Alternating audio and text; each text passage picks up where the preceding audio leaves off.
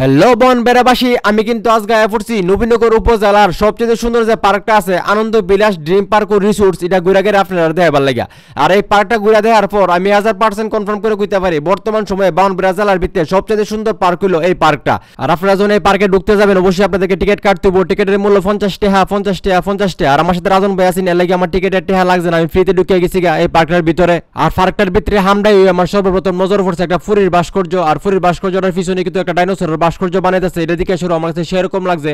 আর dinosaur আমার নজরটা গেছে দিয়ে ও মাই গো, কত সুন্দর একটা লেকটার উপরে আছে না অনেকগুলো ঝর্ণা, পানি পড়তেছে, অনেকগুলো বগা আছে না উড়তে আছে, দিকে সেটা আমার কাছে সেরকম লাগছে। পরিবেশটি মনে করেন অন্যরকম আর কি।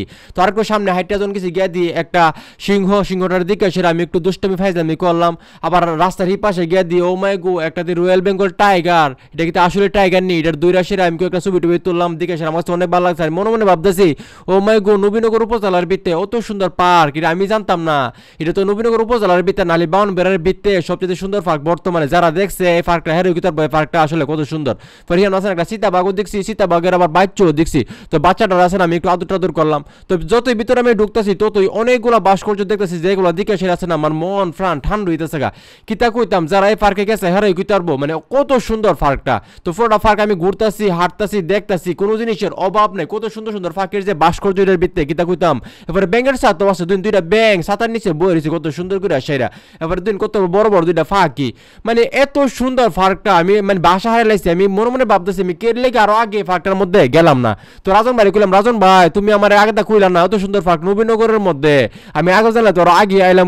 ভাই আমি তো যাই না, আপনি জানেন পার্ক পছন্দ করি না। আমি কারি পার্ক পছন্দ করি মানে আমি তো এটা সবসময় পছন্দ করি। আর এই পার্কের ভিতরে আইসা যতলা ভাস্কর্য দেখতেছি এদিকে তোমার কেলাটা বারবার গুলান্টি মারতেছে। প্রত্যেকটা ভাস্কর্যের সাথে আছে না আমি অনেকগুলো সুন্দর সুন্দর করে আছে না ছবি তুলছি, কারণ ছবি তুলতাম না কিতা করতাম অত সুন্দর পার্ক দিকে সেরা আমার কিতা করুম কিতা না। আর ভিতরে হাঁটার পরিবেশটা এমন একটা সুন্দর, মানে গাছগুলার মাঝখানটা যখন আপনারা হাঁটবেন মনে হবে আপনারা বাংলাদেশে নয়, মানে প্রাকৃতিক একটা পরিবেশ। এবারে ভিতরে ঝর্ণা কিতা কইতাম, মানে আমার কেলাটা বারবার গোয়ান্টি মারতেছে, এত সুন্দর একটা দৃশ্য দেখা আমি মনে মনে একটা কথাই ভাবতেছি আমি কেলে গিয়ে আরো আগে এলাম না। এবার ভিতরে অনেক সুন্দর সুন্দর জায়গা করে রাখছে, আপনারা ছবি তুলতেবেন ঘুরতেবেন। পরে আমি আসতে না একটা জায়গাতে হাঁটতাম গিয়ে সেটা হঠাৎ করে নজর ফলো ও মাই গো অতলা ভূত হারে রয়েছে। তো ভূতগুলার দিকে সেটা আছে আমি দুইটা ভূতরির সামনে গেছি গা, আমরা বাড়িতে ডর করে না বুঝিনি। তো গিয়ে সেটা অনেকগুলো ছবি টুবি তুলছি, ভূতরি আমার দিকে হাসতেছে, আমিও ভূতের মতো একটা হাসি দিছি। তো এছাড়াও যে ঝর্ণাটার কথা বলছিলাম বা লেকটার কথা বলছিলাম ওই দিন লেকটা পুরোটা লেক আমি ঘুরে দেখতেছি, লেকের মধ্যে দিন কত সুন্দর কালারফুল বগা বানায় রাখছে, এরপরে অনেকগুলা মাছও বানায় রাখছে। আর ঝর্ণাগুলো তো দেখতেছি কত সুন্দর। এছাড়াও কিন্তু এখানে অনেকগুলা রাইড আছে, রাইড একটা থেকে একটা সুন্দর, এবং রাইডগুলো কিন্তু বেশি টেহা না, মাত্র 50 টাকা 50 টাকা 50 টাকা। আপনারা যে কোনো রাইড উঠবেন মাত্র 50 টাকা দিলেই চলবো।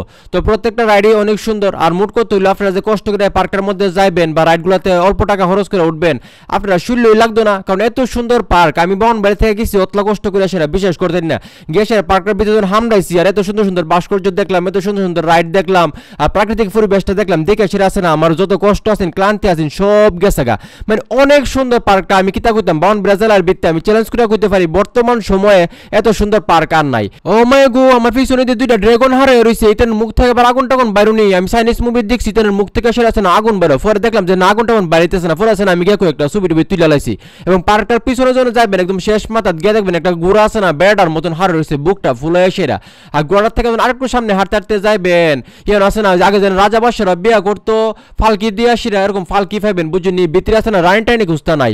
রাজন ভাই পুরোটা পার্ক আমার ঘুরা দেয় আছে। রাজন ভাই যদি আমার সাথে না থাকতো এত সুন্দর করে পার্কটা আমি ঘুরে দেখতে পারলাম বলে না, এত সুন্দর ব্লগ বানাইতে পারলাম বলে না। তো রাজন ভাই আছেন আমার এই ব্লগ ভিডিওর মাধ্যমে আছেন, আমি অনেক অনেক ধন্যবাদ জানাইতাম চাই, কারণ রাজন ভাই থাকার কারণে আমার এই ব্লগ ভিডিওটা আমি সহজে বানাইতে পারছি।